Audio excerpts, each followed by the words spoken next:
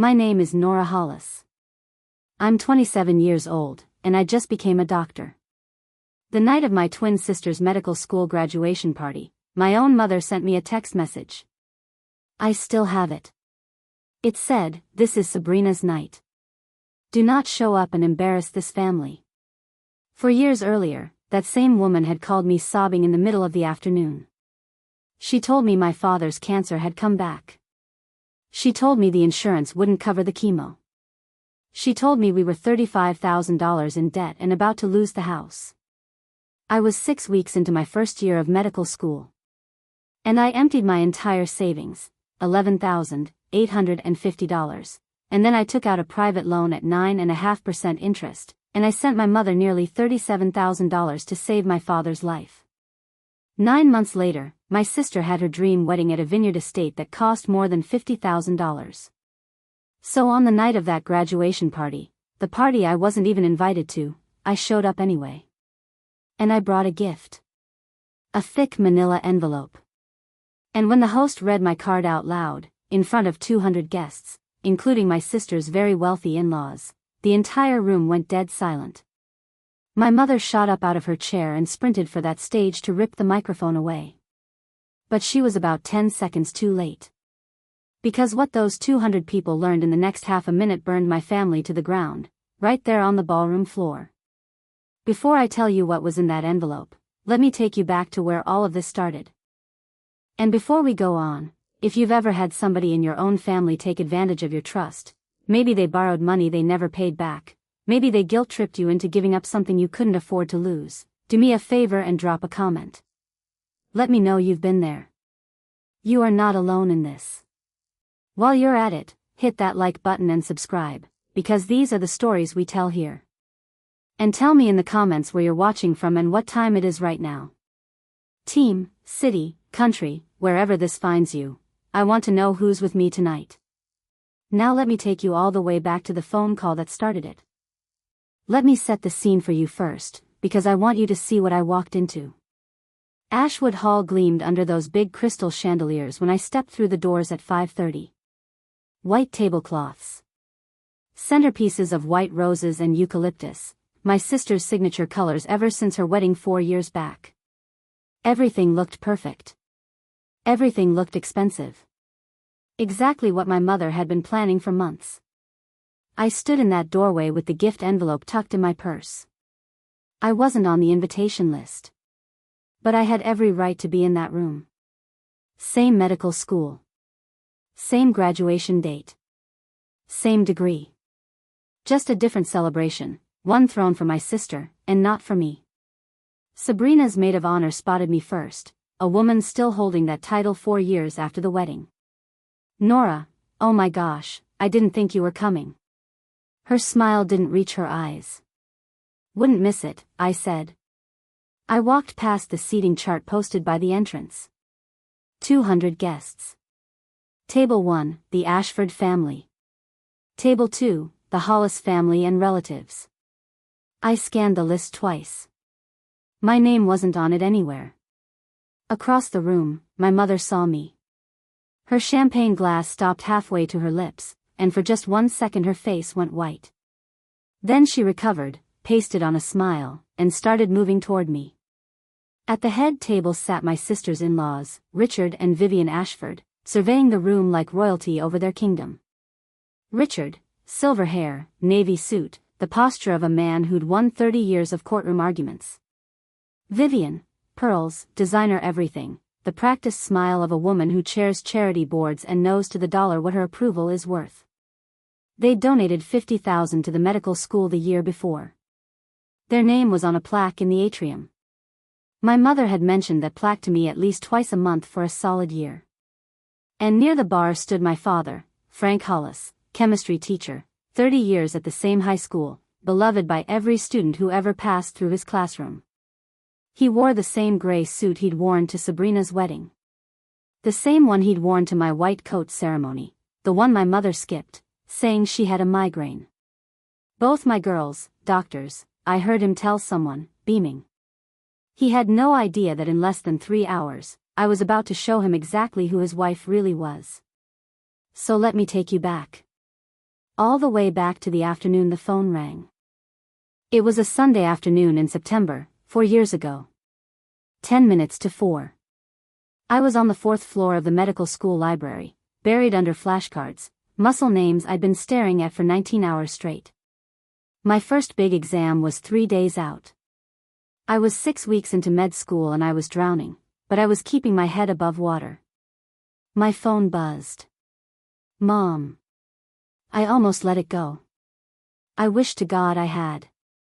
Nora, thank goodness. Her voice was wrong. Shaky. Breathless. I didn't want to tell you like this. It's your father. The cancer's back. They found something on his follow-up scan.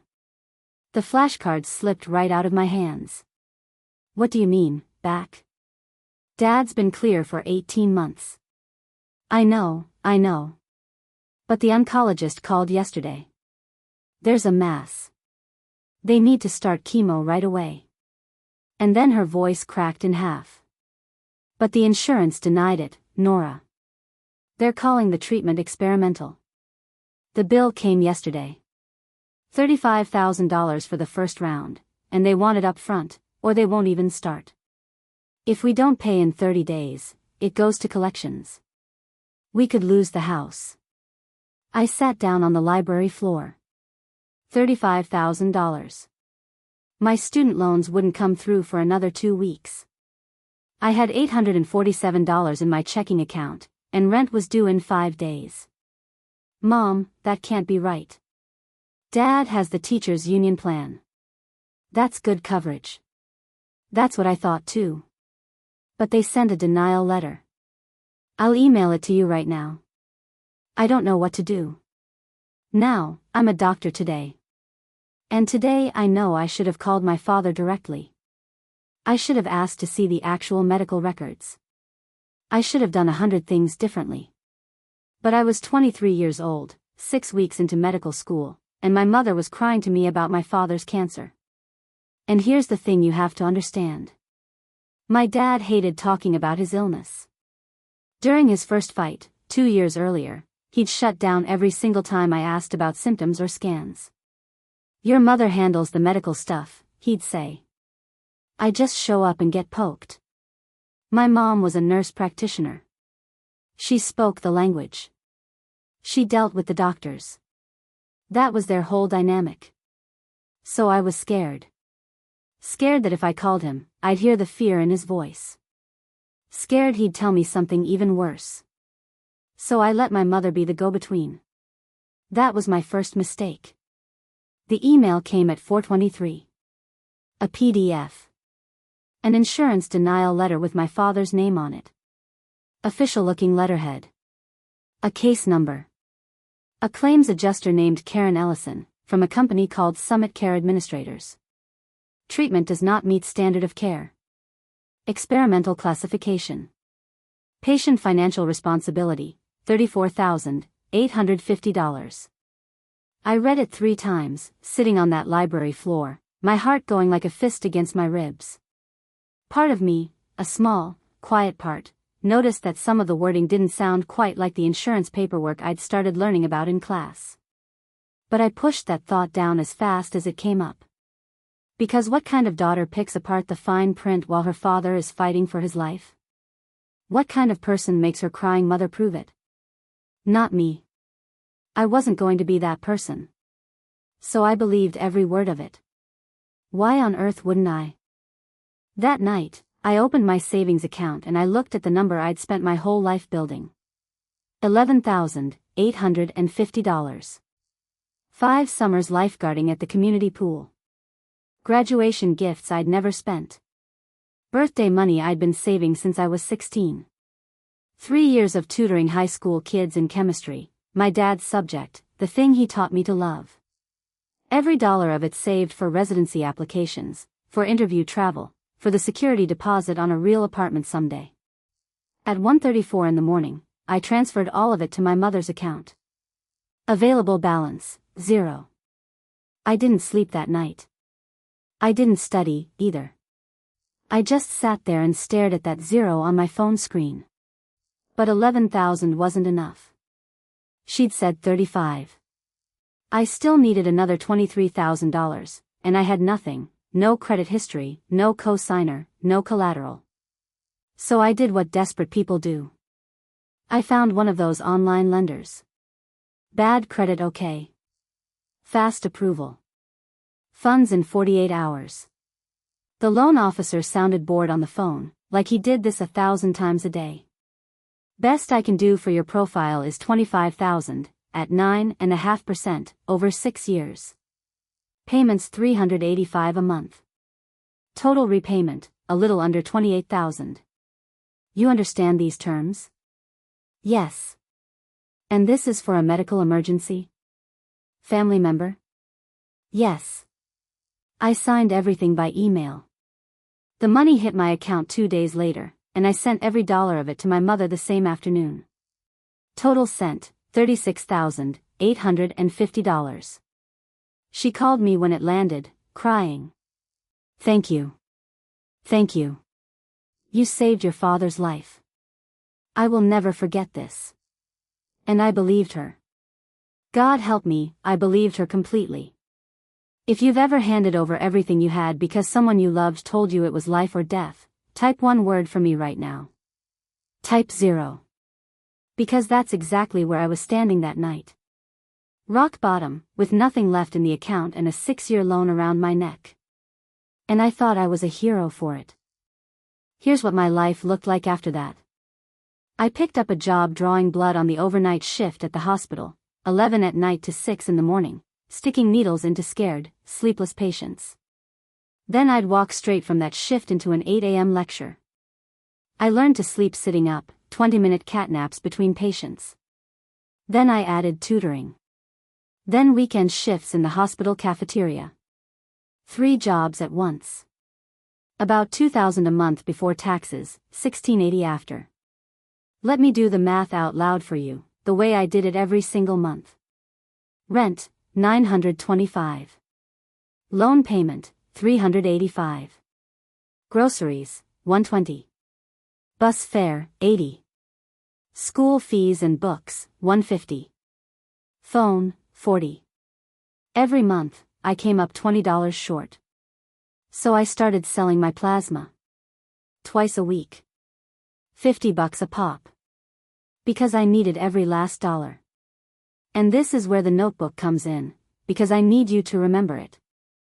I bought a little green spiral notebook at the drugstore, the 99-cent kind. And every month, on the day that $385 payment came out of my account, I wrote a single line at the top of a fresh page. Something like, this month, Dad's 2nd round of chemo. That's what I thought I was paying for. I thought I was keeping my father alive, one payment at a time. That notebook was the only thing that got me through those nights. It was my proof that the suffering meant something. By December, I'd been running on 4 hours of sleep for 3 straight months. And during a practical exam, standing over a cadaver identifying nerves, I fainted. Dropped straight to the floor. The supervisor was crouched over me saying my name. Miss Hollis, when did you last eat? I couldn't remember. I'd lost 14 pounds. My iron was so low the school nurse said I was severely anemic, from selling my own blood twice a week. I was studying blood disease in a body that was running out of blood. The nurse told me to see a counselor. I said I would. I didn't. I had a shift in 4 hours. And I want you to understand what that grade report looked like at the end of that first semester, because it tells you everything.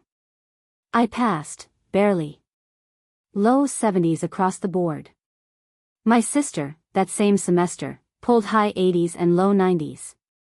She studied in quiet libraries and slept 8 hours a night. I studied standing up between blood draws at 2 in the morning. Out of 140-something students, she ranked near the top. I ranked near the bottom. Same parents. Same upbringing. Same genes, even, we were twins. The only difference was that one of us was secretly funding the other one's wedding, and neither of us knew it yet. My advisor called me into her office. Nora, these grades are concerning. First year is the foundation. I told her I understood. She asked if I was working. I told her I had a part-time job and I needed it. Student loans should cover your living costs, she said. And I just nodded, because how do you explain that your loans were covering a cancer that didn't exist? Every Sunday I called home and asked how Dad was. Good days and bad days, Mom would say. The treatment's hard, but he's fighting. And every time I asked for details, the drug names, the scan dates, the lab numbers, she'd say, Nora, I don't want to burden you. Just focus on school. I was carrying every ounce of that debt on my back, working myself into the hospital I was supposed to be studying in. And I had no idea, not one clue, that the emergency I was bleeding for had never existed at all. Looking back, the cracks were there the whole time. I just didn't want to see them. At Thanksgiving, I couldn't afford the time off, 3 shifts scheduled, so I stayed at school. But my sister posted photos from the family dinner. And there was my father, carving the turkey. And he looked fine. Healthy. No hair loss. No weight loss. None of the things you'd expect from somebody deep into aggressive chemotherapy. I texted my sister. Dad looks good in the pictures. She wrote back, yeah, treatment must be working. Which hospital's he going to? And she said, I'm not sure. Mom handles all that. I told myself everybody responds to chemo differently. I went back to my shift and drew blood from 23 patients. Then, in February, I was drawing blood from a college kid in the hospital, and it turned out he'd been my dad's student. Wait, you're Mr. Hollis's daughter? How's he doing? Is he back at school yet? I froze. What do you mean, back? He's been out since September. We've had a substitute the whole time. We figured he was still recovering from before. My father had taken medical leave from September through December. Short-term disability through the union, about 60% of his salary. Money that existed. Money I never knew about, because I was too busy selling plasma to cover a bill I'd already paid 3 times over. I researched cancer recurrence protocols late one night. Standard second-line treatment ran $3,000 to $8,000 a cycle with insurance. Nothing added up to $35,000 up front. But what did I know? I was a first-year student. So I said nothing. I was scared of being the daughter who demanded proof her own father was dying. Then in March, the text came. Great news, Dad's scans are clear. The treatment worked. We couldn't have done it without you. I cried in the hospital bathroom on my break. Relief. Exhaustion. Gratitude that all of it had been worth it. I still had no idea the only thing I'd saved was my sister's wedding fund. Because 1 month later, my sister called me at midnight, screaming with joy. Her boyfriend of 8 months had proposed. A helicopter ride over the river. Dinner at a restaurant most people only read about. A 2-carat ring. Grant Ashford.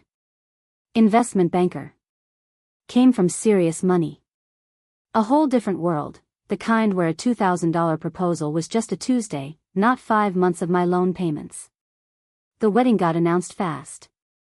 A vineyard estate up in wine country, peak season. My mother called it small and intimate, just family, low-key.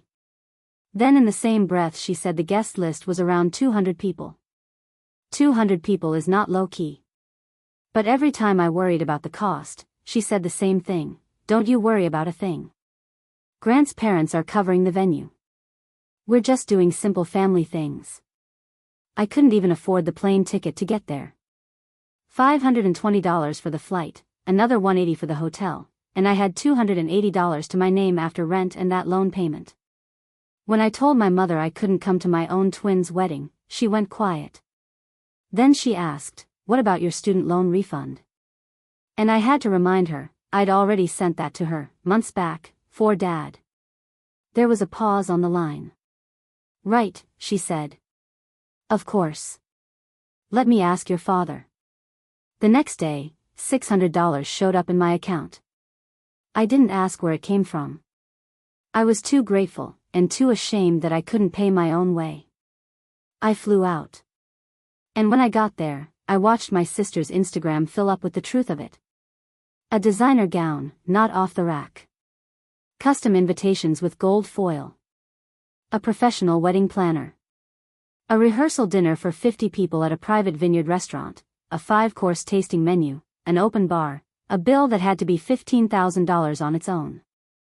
I sat there in a dress I'd bought on clearance, watching my mother clink champagne glasses with Grant's mother, both of them laughing. And I remember the exact thought that went through my head. We almost lost the house 9 months ago. I'm still selling plasma to pay off Dad's treatment. And then I told myself, maybe things are just better now. Maybe the worst is behind us. I was so wrong. And the truth was sitting on a laptop screen, waiting for me, a year and a half away. It was 2 Christmases later. I was home for the holiday, deep into my 3rd year, working 80-hour weeks on clinical rotations. Sabrina and Grant were visiting. Sabrina left her laptop open on the living room couch. The screen had gone to sleep. I brushed the trackpad, meaning only to move it, and the screen woke up. And there, open in the browser, were her tabs. Wedding tabs. An invoice from the vineyard. A receipt from the dress designer. A final payment confirmation. I should have closed it. I didn't. The vineyard invoice showed the venue, the catering, the bar, $52,000, and a note at the bottom, paid in full by Richard and Vivian Ashford. So that part was true. Grant's parents really had covered the venue. But then I saw another tab. A spreadsheet. The title was, Wedding Budget, Final Costs. My hand was shaking when I clicked it. It was a line-by-line breakdown. Every expense the venue didn't cover. And next to almost every single line was the same name. My mother's. The dress, $3,400, paid by my mother.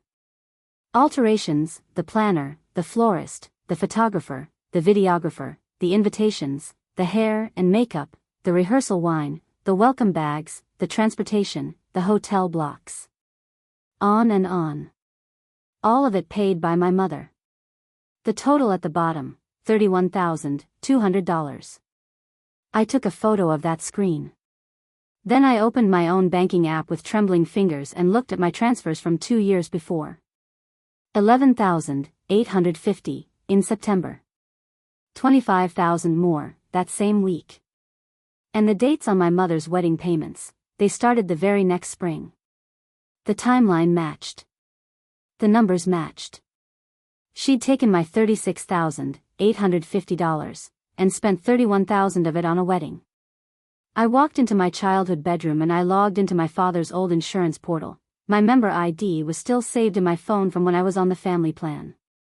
I pulled up the claims history from the year of the emergency.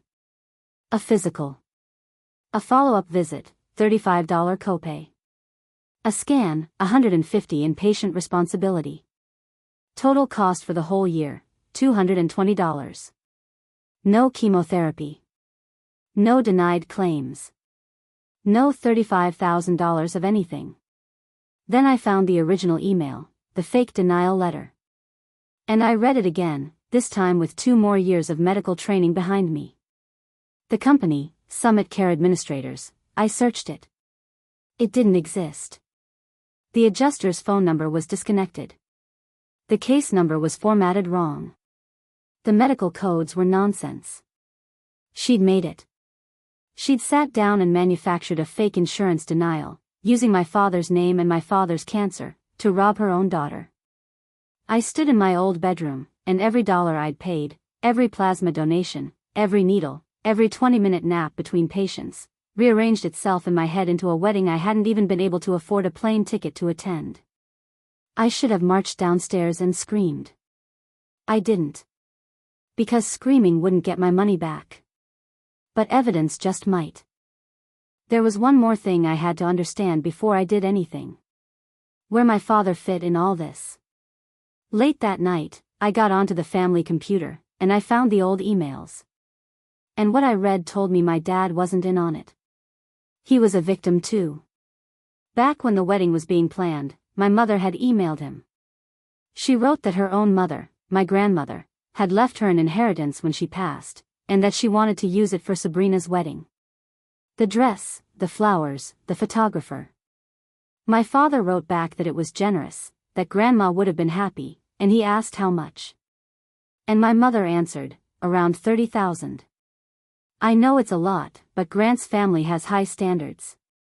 I want Sabrina to feel like she belongs. Here's the problem. My grandmother did leave my mother money when she died. I was at the reading of the will. I heard the number with my own ears.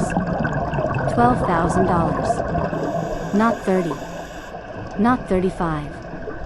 She'd lied to my father about the inheritance to explain where all that wedding money came from. And he believed her, completely, because why wouldn't a man believe his own wife of 30+ years? He had no earthly idea that that inheritance was really his daughter's savings and a predatory loan, squeezed out of her with a fake cancer scare that used his own body as the bait. That was the moment I stopped feeling one shred of guilt about what I was going to do. My father had been lied to just as badly as I had.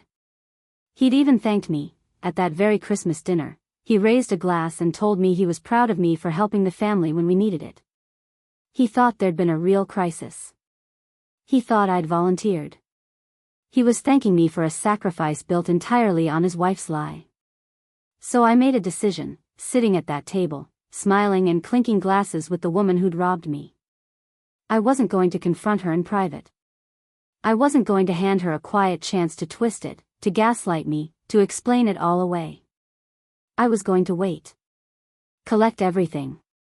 And let the truth speak for itself, out loud, in front of everyone. For the next few months, I built a case like my life depended on it.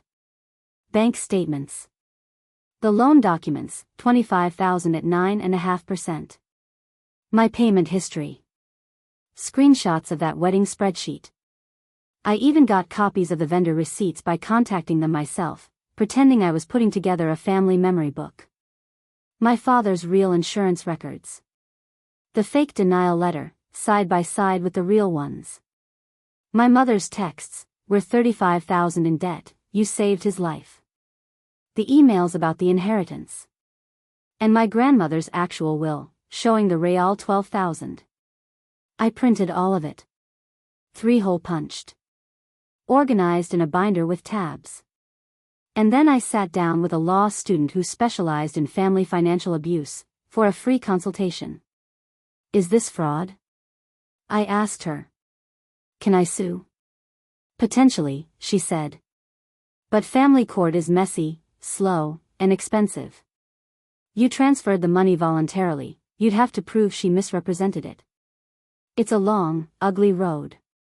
Then she leaned back in her chair and said something I've never forgotten. If what you want is your money back, leverage matters more than lawsuits. Let me ask you this, what does your mother value more than $36,000? And I answered without even thinking. Her reputation. She smiled. Public exposure is free. And it's a lot faster than a courtroom. So the binder went into my closet. And it waited. For a year, I kept my head down. I kept working. I kept studying. I kept paying that $385 payment every single month, and every month I wrote a new line in that little green notebook, except now the lines had changed. Now they said the truth. This month, Sabrina's flowers.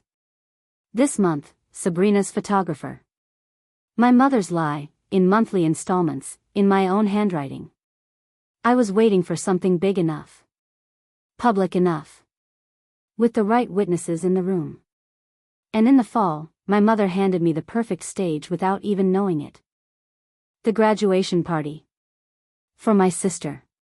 Not for me, even though we graduated from the same school, on the same day, with the same degree. The invitations went out. Celebrating Dr. Sabrina Hollis Ashford. Just Sabrina. When I called my mother and asked where my name was, she said, "Honey, this is Sabrina's night. She's married to Grant. The Ashfords are co-hosting. It's complicated. We can do something small for you later." Something small. Later. That was the final push I needed. So I sat down and I drafted a card. It took me 18 versions. The first ones were too angry, or too vague, or too long. But version 18 was perfect. I wrote to my sister. I congratulated her on her doctorate, and I meant it. And then I told her I wanted to give her something meaningful, a full accounting of how her beautiful wedding came to be. I laid it all out in plain numbers. The $31,000 in family contributions. My transfers to Mom. The loan I was still paying off. Dad's real insurance records showing $220 in costs, not $35,000. The fabricated denial letter. Dad's emails about the inheritance. Grandmother's real will. And I ended it with the truth, clean and simple. Mom told me Dad's cancer wasn't covered, that we'd lose the house. I sent her every dollar I had. I took out a loan I'm still paying. I worked 3 jobs. I barely passed my first year. You had a beautiful wedding. I hope it was everything you dreamed of, because I paid for it. With love and congratulations, your twin sister, Nora. I printed it on heavy cardstock and sealed it in a professional folder with every document behind it. And then, the night before the party, I added one last thing. A check. Made out to my sister. The exact amount left on my loan, $7,615. On the memo line I wrote, final payment, wedding balance. I wasn't asking for money back. I was showing them, down to the penny, exactly what I'd paid. Now here's my honest question for you, and I want you in the comments on this one.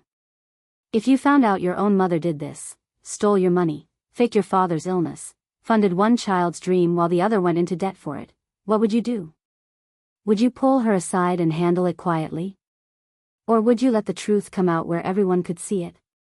Type it for me, private or public. Tell me what you'd have done. Because in about 2 minutes, you're going to see exactly which one I chose. Back to that night. Ashwood Hall. 200 guests. I placed my envelope on the gift table, dead center, impossible to miss. I made sure the host, Grant's college roommate, a polished guy named Marcus who ran these Ashford family events, saw me set it down.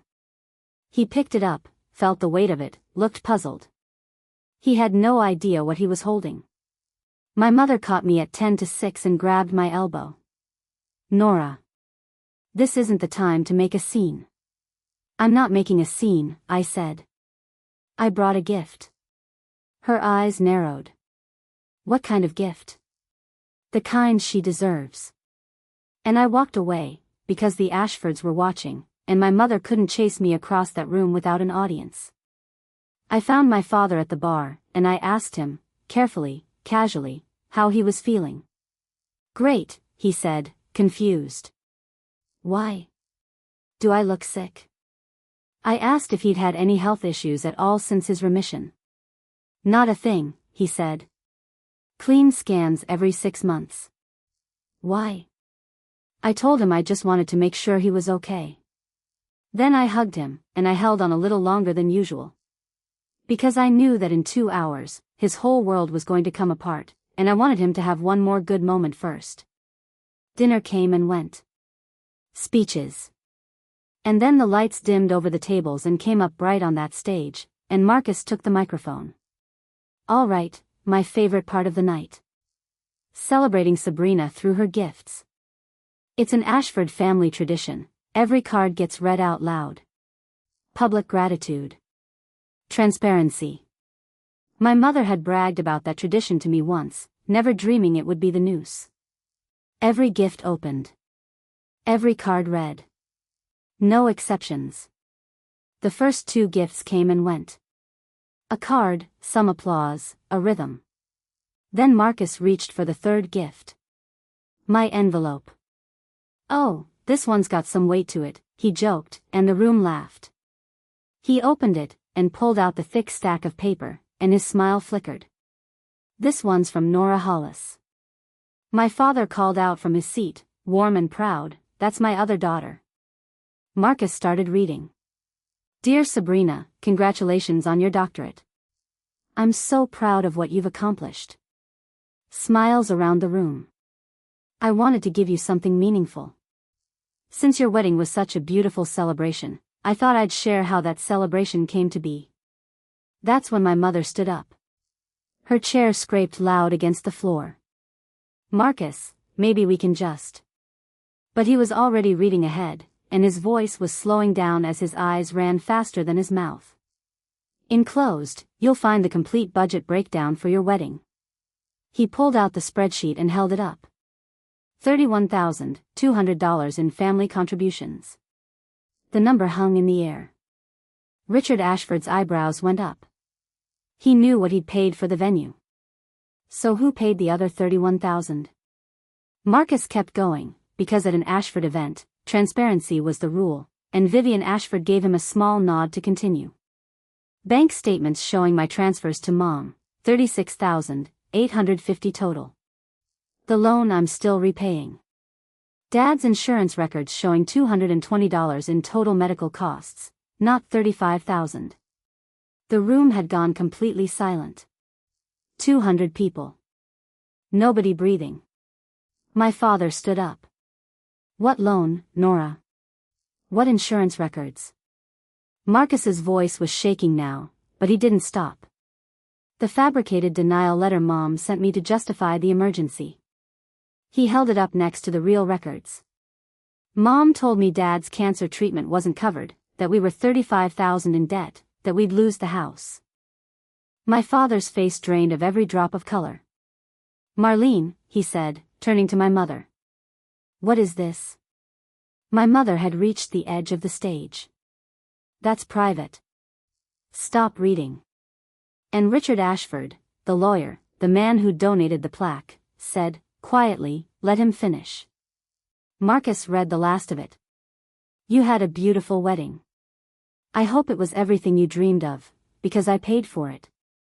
And the check slipped out of the folder and fluttered to the floor. $7,615, made out to my sister. Memo line, final payment, wedding balance. And the room came apart. Let me tell you what that one envelope set off. Because the karma wasn't a single moment. It was an avalanche. My father filed for divorce that Monday morning. I begged him not to do it on my account. He said, this isn't on your account. She used my cancer. She used your love for me as a weapon. I can't be married to someone who'd do that. 35 years, over. He moved his clothes out while she was at work and left his wedding ring on the counter. My mother was a nurse practitioner, and a nurse who fabricates a medical document has a very serious problem. When that video spread, patients recognized her. Her clinic put her on unpaid leave pending an ethics review. The state nursing board got a complaint. The career she'd protected so carefully, the reputation she valued more than her own child, started coming apart in her hands. The Ashfords, for their part, did something I never expected. Richard called me himself. He said what my mother did was unconscionable, and that Grant and Sabrina would be repaying the balance of my loan, not as a gift, he was very clear, but as restitution. And they'd match it with a donation to a medical student emergency fund at the school, in my name. What your mother did, he said, should never happen to another student. A few days later, the email came from the lender. Loan number, paid in full. Remaining balance, 0. Loan closed. For years, 52 payments, and it was over in a single transaction. And a separate note from Grant, this doesn't fix what happened. It doesn't give you back 4 years. But it's a start. I'm sorry we never knew you were struggling. I printed that loan closure confirmation and I framed it. Not as a trophy. As a reminder that I survived. And that night, I opened my little green notebook to a fresh page, the one that would have been the next month's payment, and instead of writing what it bought, I wrote one word across the whole page, in big letters. Paid. Then I closed the notebook for good. Now, the hardest part wasn't the money. It was my sister. Because I believed her when she said she didn't know. But believing it in my head and feeling it in my heart were two different things. Every time I looked at her, I saw the dress. The flowers. My $31,000 walking around in white lace. So I set a boundary. I told her I needed 6 months, minimum. No visits. Texting only if it mattered. I told her I loved her, that she was my twin, but that I needed distance to separate her from what our mother did. To my mother, I sent one message: no contact, not calls, not texts, not showing up, until I decided I was ready, if I ever was. She wrote back 17 paragraphs of justifications 2 minutes later. I deleted it without reading a word. And here's the thing nobody tells you about setting a boundary like that. It felt less like slamming a door, and more like finally, for the first time in 4 years, being the one who got to decide who had a key. A few weeks later, my sister mailed me an actual handwritten letter. She'd gone through every wedding expense, line by line, and written next to each one whose money really paid for it. I walked down the aisle in a dress you paid for. I carried flowers you paid for. And I didn't even put your name on my graduation invitation. She said she'd started seeing a therapist, who asked how she could not have known where $31,000 came from. And her answer was brutally honest. I didn't want to know. Deep down I knew it didn't add up. But I didn't ask, because I didn't want the answer to ruin my wedding. She didn't ask me to forgive her. She just wanted me to know she finally saw it. I read that letter 3 times. I wasn't ready. But I didn't throw it away, either. I put it in a drawer, and I kept it. Then the good news started coming, the kind I'd built with my own 2 hands. I matched into the emergency medicine residency I'd dreamed of since college. A starting salary, and, for the first time since I was 23, no $385 payment eating it alive. That felt like being rich. And the fund the Ashford started in my name took on a life of its own. The story spread, and donations poured in, from strangers, from other students, from people who'd been squeezed by their own families. Within weeks it held more than $30,000, almost exactly what my mother had spent on that wedding. The symmetry of it still gives me chills. Money my suffering created, turned into a wall between the next desperate student and the kind of predatory loan I'd signed at 23. Real emergencies only. Verified. Grants, never loans. They asked me to sit on the advisory board, and I said yes. My name on that fund, not as a victim. As someone who took the worst thing that ever happened to her and built something good out of it. Months later, my mother sent one final email. She said she'd lost her marriage, her job, both her daughters, her license under review. She said she never thought it would go this far. She said she was sorry. And I wrote a response in my journal that I never sent. It was one line: "You're not sorry you did it. You're sorry you got caught." Then I deleted her email. Maybe someday I'll answer her. Maybe in 5 years. Maybe 10. But not today. My name is Nora Hollis. I'm a doctor now, an emergency medicine resident, the thing I bled for. 4 years ago, my own mother stole nearly $37,000 from me using a cancer that never came back. I worked 3 jobs. I sold my blood. I signed a loan at 9.5%. I nearly failed out of school. And then I told the truth, out loud, in front of 200 people, and yes, it burned my family to the ground. It ended my parents' marriage.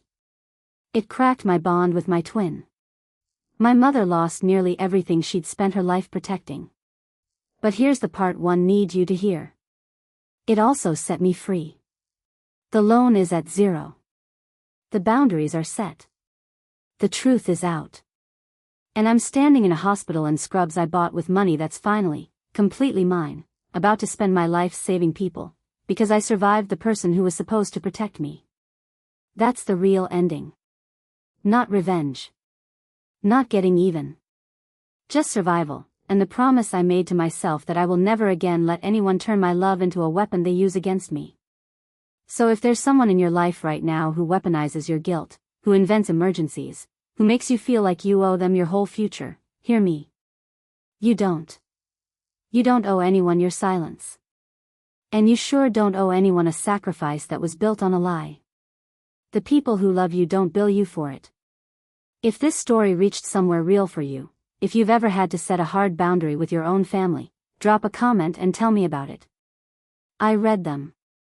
And type paid if you've ever finally gotten free of something that was crushing you, because that word feels like sunrise, and you deserve to feel it. Hit subscribe and share this with someone who needs to hear it tonight, because trust me, this is not the only time a carefully built lie got dragged into the light. I'll see you in the next story.